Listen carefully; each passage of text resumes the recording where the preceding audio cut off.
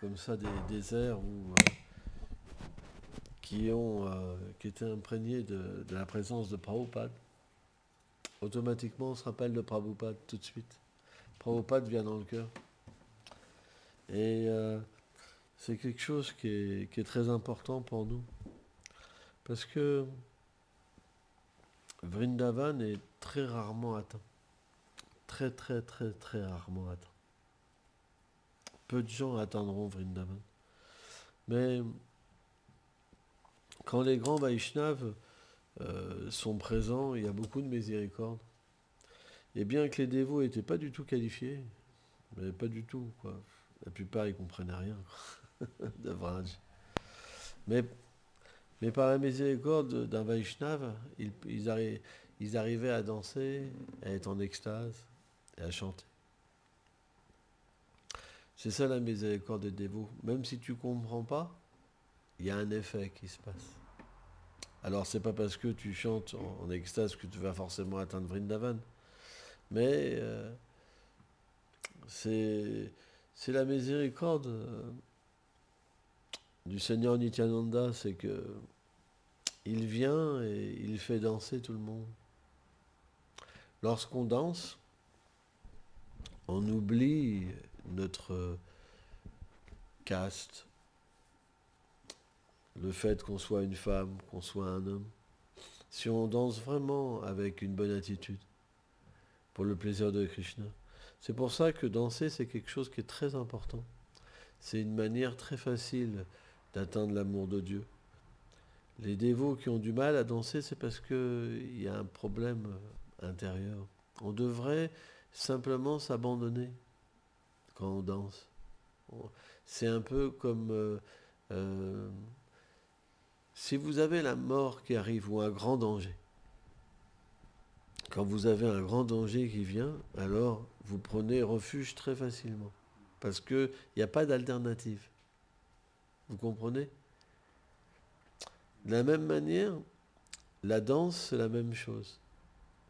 Si on prend refuge d'une manière spontanée dans la danse, alors tous nos problèmes sont résolus. Tous nos problèmes de l'existence sont résolus parce qu'on devient heureux. C'est pourquoi la danse, c'est vraiment elle vient d'une attitude dévotionnelle. Dès que la miséricorde vient, alors le dévot il danse. Et quand il danse, le dévot il considère pas s'il y a quelqu'un, il considère pas s'il danse bien ou pas bien. C'est une danse du cœur spontanée en fait. Et donc pourquoi à cette époque-là il y avait naturellement une miséricorde spéciale, c'est que Prabhupada était présent. Et Prabhupada est venu vraiment comme un ami, en fait. Parce que les Vrajbasis, donc les éternels habitants de Vrindavan, ils ont une humeur véritablement d'amitié dans leur cœur, qui est très très profonde, et qui ne peut être comprise que lorsqu'on chante sans offense. L'expérience qu'un Vrajbasi vient nous chercher, c'est une expérience unique parce que on peut comprendre ce qu'est l'amitié, on peut comprendre ce qu'est donner notre cœur à quelqu'un. Quand les gens sont parfaits et qu'ils épousent tous nos sentiments spirituels, à ce moment-là, c'est nos amis. Parce qu'ils comprennent exactement ce qu'on a besoin. Et ils viennent nous donner ce qu'on a besoin. Et ça, c'est une expérience qui ne peut pas être faite dans ce monde. Parce que dans ce monde, il y aura toujours un calcul. Les gens vont se défendre, les gens font partie d'une institution, ou ceci, ou cela. Il y a toujours quelque chose. Mais à Vrindavan, quand le chant, en fait, quand on expérimente le chant pur et qu'un Vrajbasi vient nous chercher, à ce moment-là, on peut comprendre ce qu'est l'amitié. Donc, comprendre la position de Prabhupada, comprendre comment Prabhupada est venu dans ce monde, comment Prabhupada est venu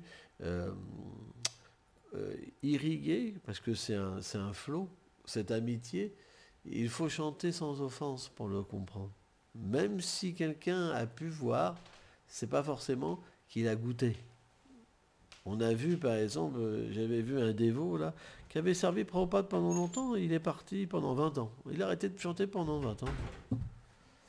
C'est un symptôme qu'il a vu, mais il n'a pas reçu dans son cœur.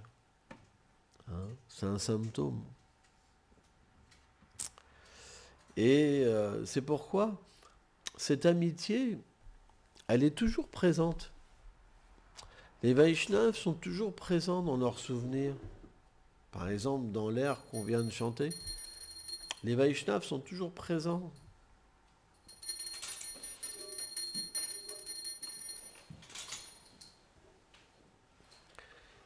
Et on peut à tout moment se rappeler d'eux et expérimenter ceux qui sont venus chercher. Par exemple, je vais vous donner un exemple banal. Om Agyanati Milandasya Ganam Jalam Shalakayam Shakshur Militam Yantasme Shigulavenam. Je vais vous donner un exemple banal. Quand on chante sans offense, on peut réaliser notre swarup et être introduit dans les divertissements de Krishna. D'accord. Hein, c'est possible, bien qu'on a un corps physique. D'accord ? Maintenant, ne pensez pas que vous ne pouvez pas expérimenter ce que les dévots, dans les années 65, 66, 67, ont expérimenté. Par le souvenir, en fait, Krishna peut projeter une personne dans quelque chose qui n'a pas d'existence physique, mais qui a une existence éternelle. Ne pensez pas que les divertissements de Prabhupada, c'est quelque chose qui a un début et qui a une fin. Ils sont là, ils sont présents. Et quelqu'un, il peut expérimenter dans son cœur, par le chant pur et par le souvenir, en fait, l'extase, véritablement, et l'amitié que Prabhupada est venu nous donner. C'est une réalité. Après, ça, c'est pour certains dévots. Et il y a plein d'humeurs, il y a plein de grands Vaishnavas. Hein? Il y a beaucoup de Vaishnavas. Et beaucoup de personnes s'absorbent dans des relations différentes, etc., etc., etc. Mais c'est le même principe. Le Seigneur suprême peut combler tous les désirs. Quel verset ça ?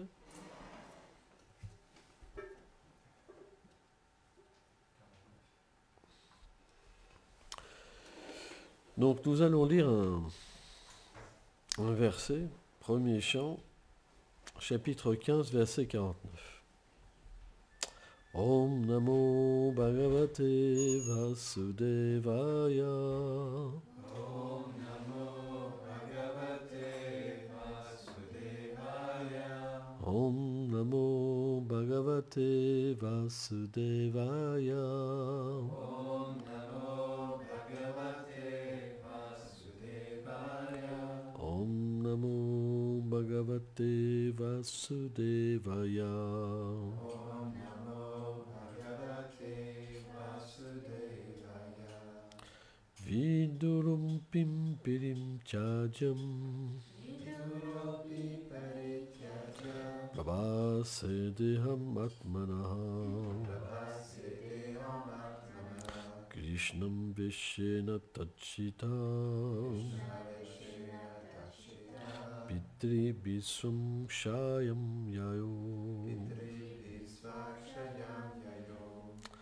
Traduction. Le mental paisible, Vidura, qui possédait une dévotion sans mélange pour le Seigneur Krishna, abandonna son corps à Prabhas. Il retourna à sa propre demeure escorté des habitants de Pritriloka. Retrouvant sa position, il accomplit le devoir que le Seigneur lui avait assigné. Commentaire.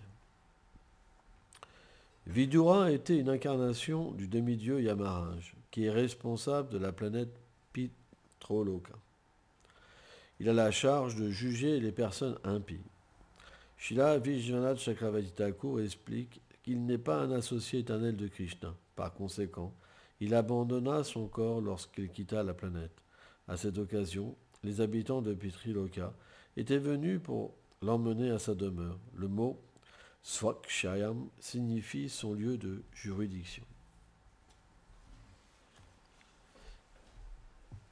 Namam Vishnu Padaya Krishna Pestaya Bhutale Shrimate Bhakti Vedanta Swamin Iti Namine Namaste Sarasvati Deve Kauravani Prachaline Nilve Shesha Sunyavadi Prachatya Deshatarine.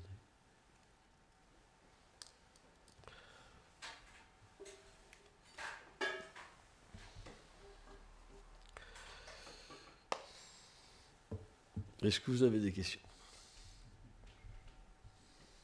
Oui. En commentaire, c'est intéressant parce que Vidura, il était associé Pandava à Krishna. Et pourtant, c'est expliqué dans le commentaire que ce n'est pas un associé éternel, mais il a quand même été introduit dans les divertissements de Krishna sur Terre. Comment se fait-il qu'une personne comme Yamaraj ait cette fortune? Alors, Maharaj pose cette question. Comment se fait-il que Yamaraj, bien qu'il ne soit pas un associé éternel du Seigneur, puisse être dans les divertissements du Seigneur? Jai Tishinita Vijvamban Shinanda Shudago Jai Shri Krishna Balaram Shri Sudam Subhana Saka Ki Jai Shri Landaman Mohan Ki Jai. Le principe, c'est que tout le monde aime Krishna. Tout le monde aime Radharani. Tout le monde aspire à avoir une relation avec eux. Parce que lorsqu'on entend leur gloire, ce qui est très rare, on devient attiré. Même les expansions de Krishna, comme Narayan, sont attirées par Krishna. Même Lakshmi Devi, bien qu'elle ait une manifestation de Srimati Radharani partielle, elle aspire au divertissement de Srimati Radharani. Donc si le Seigneur lui-même désire s'étreindre lui-même, se goûter lui-même, que dire des autres? Donc c'est une miséricorde spéciale quand Krishna vient, alors tous ceux qui ont de l'amour pour lui, tous ceux qui ont chéri un désir de pouvoir se divertir avec lui, alors viennent. Après, Srila Vishwanath Chakravarti Thakur, Sanatana Goswami, explique que tout vient de Golok Vrindavan et tout s'expand sur différents plans. Donc, par exemple, si on prend des associés éternels comme Bhishma, on sait que Bhishma a une manifestation partielle en tant qu'un demi-dieu également. Donc la vérité, elle peut être comprise sous deux angles. À la fois, ils sont séparés, et ils n'ont pas de position éternelle, et à la fois, ils ont une contre-vérité, une vérité éternelle, parce qu'ils trouvent leur origine dans un associé du Seigneur. Donc parfois, les Vaishnavas parlent dans le terme qu'ils ne sont pas des associés du Seigneur, donc ils laissent un corps, et parfois, ils révèlent qu'il y a deux substances en une personne. C'est pourquoi, par exemple, quand les associés du Seigneur se sont entretués, par exemple, dans la fin des divertissements à Dwarka, c'est expliqué que les demi-dieux ont laissé un corps, mais que les associés du Seigneur, dans une forme invisible, et sont déjà retournés dans une autre plan où Krishna allait faire ses divertissements. Donc, il y a différentes façons de comprendre les choses. Mais le point, c'est que naturellement, Même à Golok Vrindavan, c'est expliqué qu'il y a de demi-dieux, en fait. Tout ce qui existe sur ce plan matériel existe sur le plan transcendantal.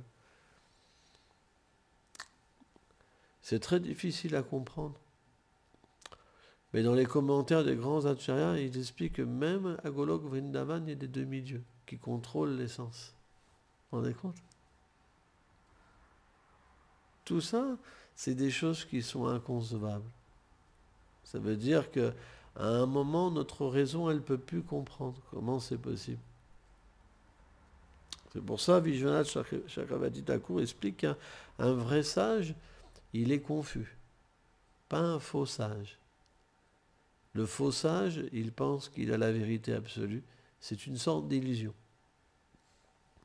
Sa conscience est voilée par le Seigneur suprême pour qu'il se croive omniprésent, omnipotent, le Seigneur lui-même.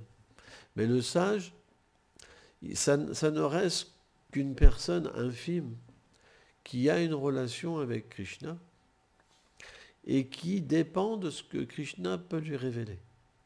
Pas plus ni moins. Donc, automatiquement, Yamaraj, selon Srila Prabhupada, est un pur dévot et il a une position spéciale. Et dans cette position, il peut constamment parler avec le Seigneur suprême. Parce qu'il doit juger les êtres vivants. Qui, à part le Seigneur, peut comprendre ce qu'une personne a fait? Parce qu'il accompagne tous les êtres sous la forme de l'âme suprême. Donc quand Yamaraj juge un être vivant, le Seigneur lui dit tout ce que la personne a fait.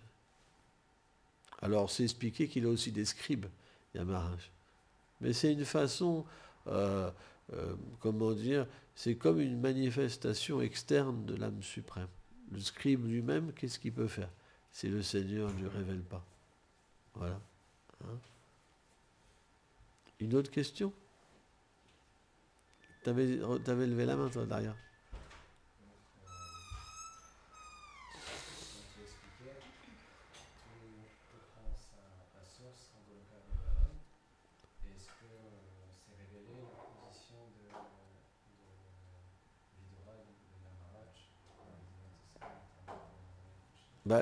En fait, Vidura, il est éternel. Vidura est éternel. Par exemple, Sudam, il dit, est-ce que c'est révélé la position de qui tu me disais, Vidura? Vidura dans le monde spirituel, mais Vidura, c'est un associé éternel du Seigneur suprême. En fait, ce divertissement qui se manifeste dans un univers, il se refait dans un autre univers, et encore dans un autre univers, et encore dans un autre univers. Et aussi, en fait, sur les planètes à Dwarka, il a une position éternelle aussi. Même Kamcha existe à Golok Vrindavan. Les Asuras existent à Golok Vrindavan. Tout existe.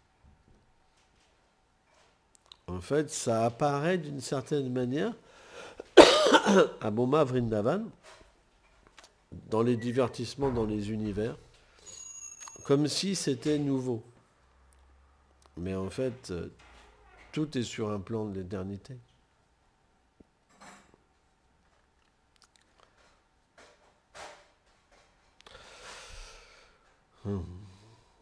Le point...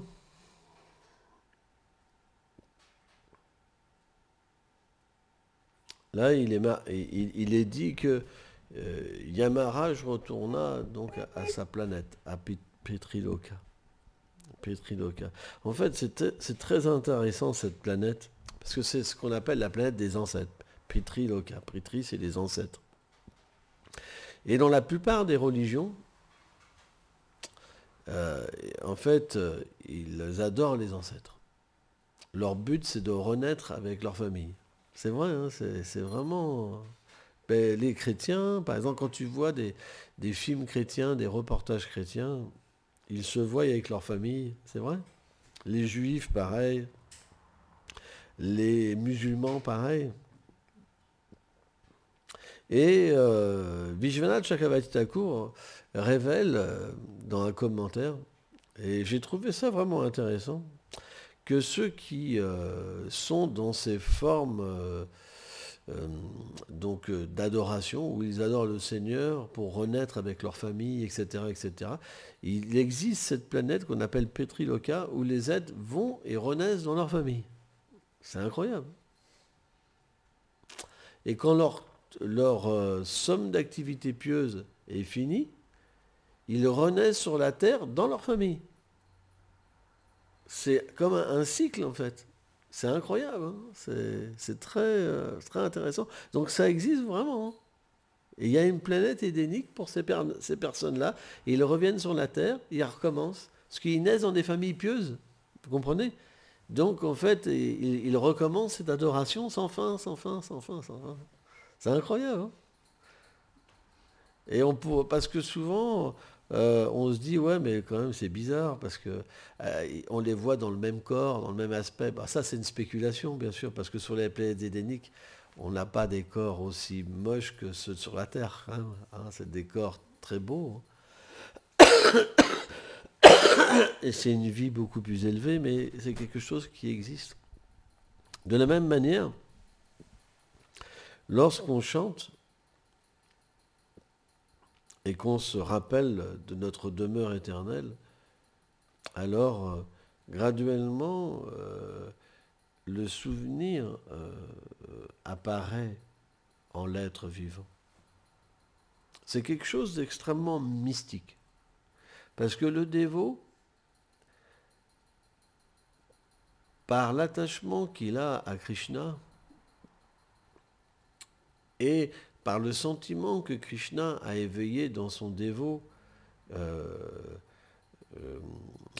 comment dire, de sa véritable personnalité, parce que l'attachement à Krishna ne peut pas être dissocié de la condition éternelle. C'est pas possible.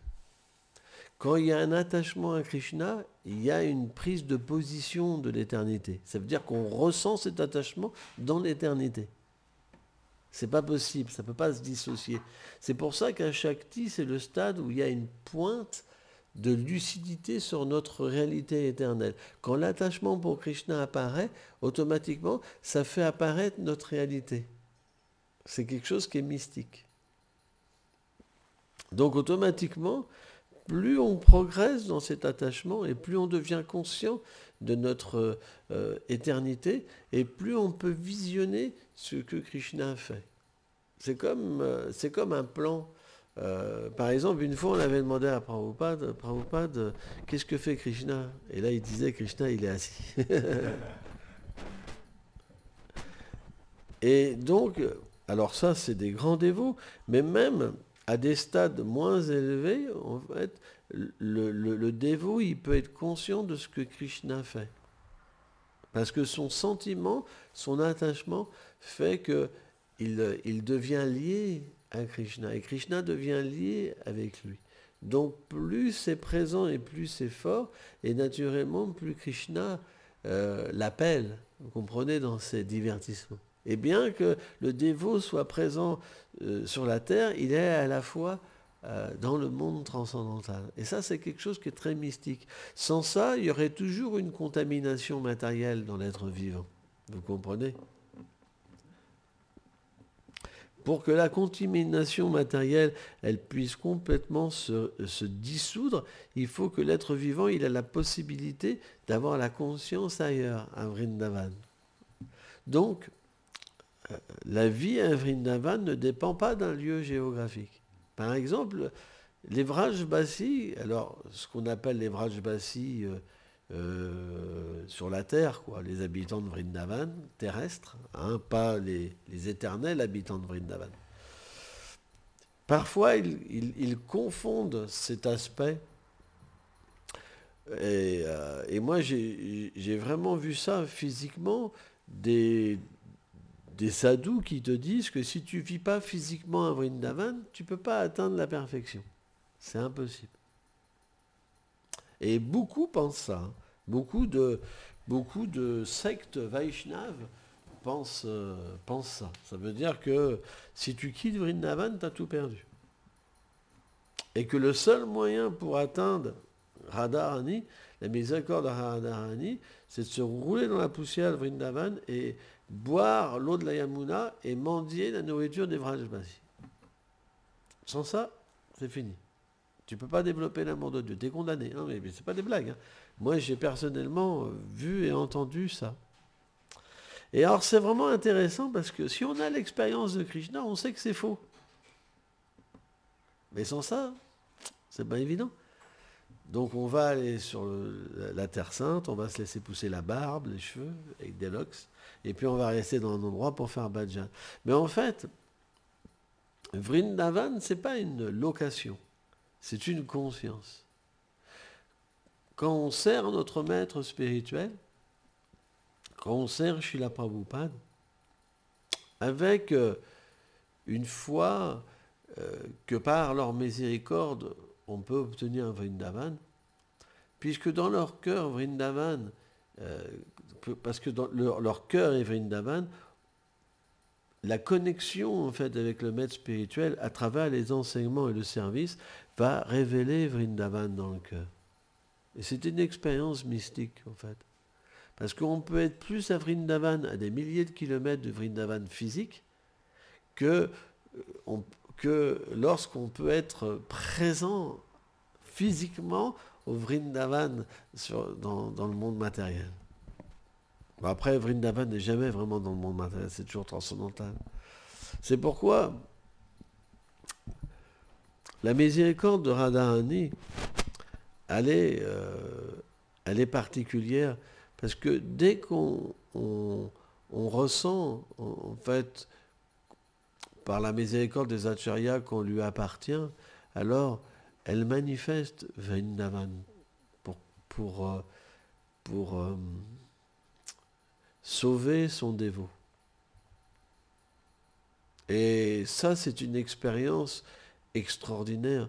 Dès que on pense à la miséricorde de Radharani, dès qu'on obtient cette miséricorde par la grâce des Vaishnavas, du gourou, Srila Prabhupada, automatiquement, on devient transporté dans ce lieu où on peut entendre, voir, goûter Krishna.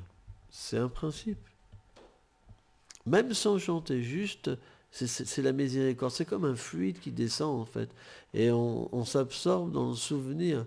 On s'absorbe dans la méditation, en fait. Alors, bien sûr, toutes les angas, les branches de la bhakti, peuvent donner plein. Mais par le désir de Chaitanya Mahaprabhu et de la figuration spirituelle, on considère que la meilleure méthode est le chant. On considère que la meilleure méthode est le chant.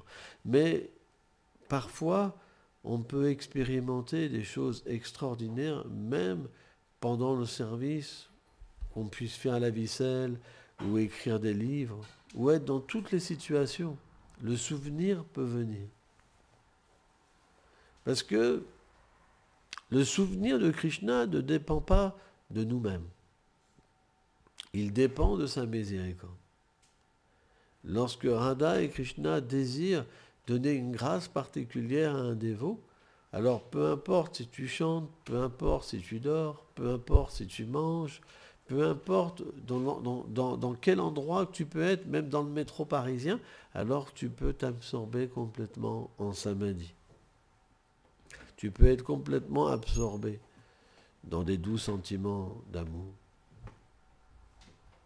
C'est pourquoi Vraj, le souvenir de Vraj, c'est une miséricorde vraiment spéciale. Parce que la poussière de Vrindavan, la terre de Vrindavan, ce n'est pas une terre ordinaire. Vous vous rendez compte que cette terre, elle s'abreuve de la flûte de Krishna. Vous vous rendez compte? Si on peut méditer là-dessus, c'est quelque chose d'extraordinaire. L'autre jour, je méditais là-dessus. Un tout petit poussière de Vrindavan, ça recueille le son de la flûte de Krishna. Parce que à Vrindavan, les êtres ne sont pas inertes. La terre de Vrindavan, elle n'est pas inerte. Elle est une personne. Et elle peut s'absorber dans des doux sentiments. C'est quelque chose d'extraordinaire. C'est pour ça que les grands Vaishnavas parlent de Vrindavan comme une terre qui peut combler tous les désirs. Vraj, c'est un lieu extraordinaire où, en fait, les empreintes de Shrimati Radharani sont partout. Partout, elles brillent. Partout, ce lieu brille de miséricorde.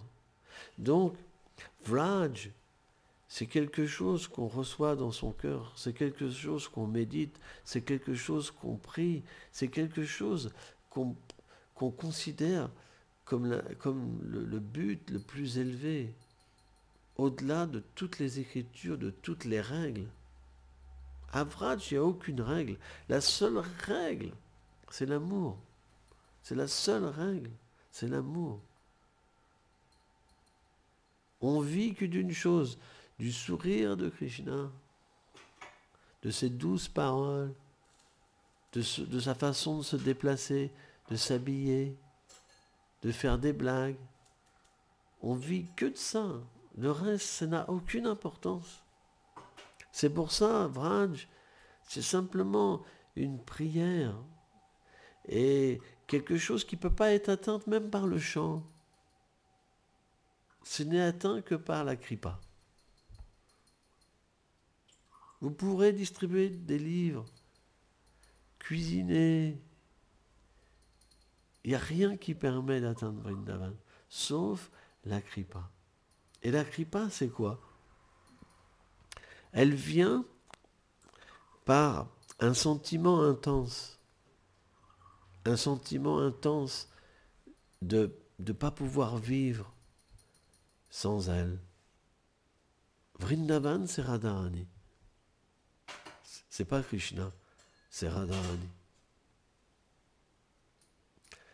C'est le lieu où Radharani est la reine et Krishna est le serviteur. Mais parce que c'est tellement élevé que même le Bhagavatam, c'est comme inversé pour pas que les gens, parce que c'est pas possible à comprendre. C'est caché. Ce sens-là, il est même caché dans le Bhagavatam. C'est tellement élevé que c'est caché même des Védas. Ça veut dire quoi? Ça veut dire que l'origine de toute chose, Krishna, Govinda, il considère que sa bonne fortune, qu'il a atteint la bonne fortune quand il peut toucher les pieds de Shrimati Radharani, qu'il les pose sur son cœur. Et là il dit, Krishna dit, je suis tellement fortuné. Tellement fortuné. C'est ça, Vraj. Mais qui peut atteindre une telle position? De voir de tels divertissements? C'est pas possible. Ces êtres-là, ils ont des qualifications sans limite. Donc, lorsqu'on commence à comprendre notre déchéance et qu'on se débarrasse de tout, de vouloir être un GBC, un gourou, de ce que vous voulez, quoi. Quand on se débarrasse de tout et qu'il n'y a plus que ces deux mains et ces pleurs qui viennent pour avoir cette position. Et que tout le reste, c'est comme des excréments, vous savez, comme quelque chose de nauséabond, comme une illusion. Quand il n'y a plus que ces deux mains et ces pleurs, et qu'on est prêt à tout délaisser, alors la kripa commence à venir. C'est pour ça qu'à Vraj, tous prient la miséricorde de Radharani. Tout le monde chante Radha, Radha, Radha, Radha. On ne nous empêche pas de chanter là. Krishna lui-même chante Radha, Radha. Tout le temps. Radha, Radha, Radha, Radha, Radha. Il s'absorbe dans son nom. Et Radharani, elle s'absorbe dans le nom de Krishna. Donc, C'est un monde difficile à comprendre parce qu'il n'y a pas de règles. Les règles empêchent d'atteindre Vrindavan. La seule règle, c'est Radha Kripa. Une fois que la miséricorde Radharani, elle commence à couler, alors vous sortez de la conception d'institution. C'est fini. Et là, vous pouvez comprendre que Prabhupada, c'est votre ami, pas avant. Avant, vous pouvez même vous servir du nom de Prabhupada, de sa forme, de tout ce qu'il a fait pour avoir une position. Jai Prabhupada. Mais quand cette miséricorde vient, à ce moment-là, vous voyez qui est Prabhupada. Vous voyez votre ami. Et là, vous ne vous faites plus jamais avoir par toutes ces choses de ce monde. Hein? Il y a beaucoup de pièges. Beaucoup, beaucoup, beaucoup, beaucoup. Tellement de gens parlent de Prabhupada. Tellement. Mais Prabhupada, c'est un personnage tellement élevé, tellement cher à Srimati Radharani. C'est ça que Prabhupada est venu donner. Beaucoup ne comprennent pas. Et c'est normal. C'est tellement élevé ce que Prabhupada est venu donner.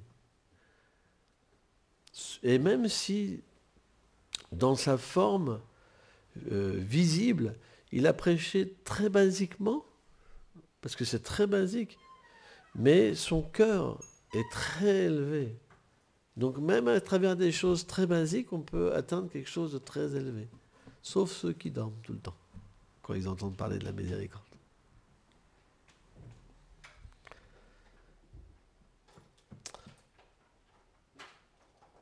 Il y a parfois une incompréhension. Vous avez des gens à Vraj, et c'est vrai, ce n'est pas une naissance ordinaire. Ils peuvent parler de choses très élevées. Nitya Vira, les divertissements intimes de Radha et Krishna. Il y a des sectes Vaishnaves qui ne parlent que de ça. Et j'écoutais quelque chose sur Bhaktisiddhanta. Qu'est-ce que veut dire d'après vous Sahaja? Associé éternel de Krishna, ça veut dire. C'est Prakrita Sahaja, une apparence d'un associé éternel de Krishna. Quand il se déguise en gopi, etc., etc. Mais Sahaja, ça veut dire les associés éternels de Krishna. C'est pour ça que quand les dévots disent « Ah, c'est un Sahaja », ils ne savent pas ce que ça veut dire. Vous comprenez le point? Prakrita Sahaja, Prakrita Bhakta. Une apparence de Bhakta. Prakrita Sahaja, une apparence d'associé éternel du Seigneur suprême.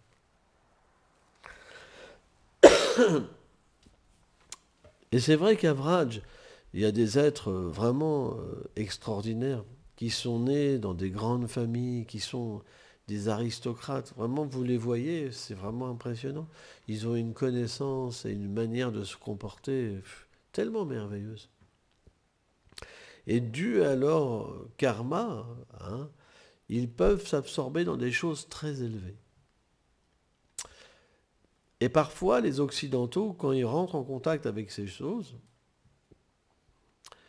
et bien sûr, il y a toujours de sortes de querelles entre des institutions, alors ils peuvent penser que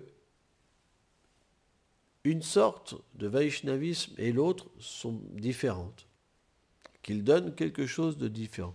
Il y en a un, c'est pour le CP, et il y en a un, c'est pour Bac plus 5, par exemple. Mais on ne devrait jamais considérer de telles insertions comme la vérité. Pourquoi? Ce qui compte, c'est ce que le sadhu a dans son cœur. Qu'il explique quelque chose de simple, ou qu'il explique quelque chose de très élevé parce que l'audience est qualifiée pour ça, son cœur reste le même. Sa position reste la même. Et lorsque le disciple sincère est connecté, qu'est-ce qu'il reçoit dans le cœur? Est-ce qu'il reçoit les paroles externes ou il reçoit le cœur d'un Vaishnava, à votre avis? Le cœur d'un Vaishnava, ça revient au même. C'est pour ça, seuls les néophytes se querellent. Pas ceux qui ont reçu Radha Kripa.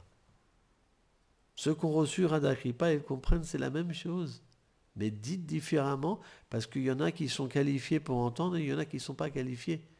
Mais la kripa, elle est dans le cœur du sadhu. Vous comprenez? C'est ça qu'une personne devrait recevoir.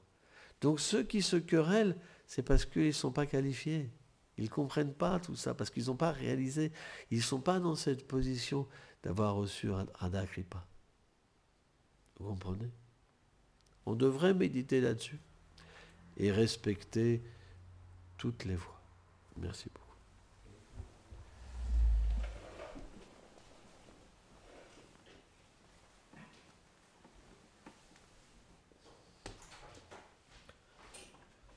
Hey! On dirait que tu as mangé une top 7.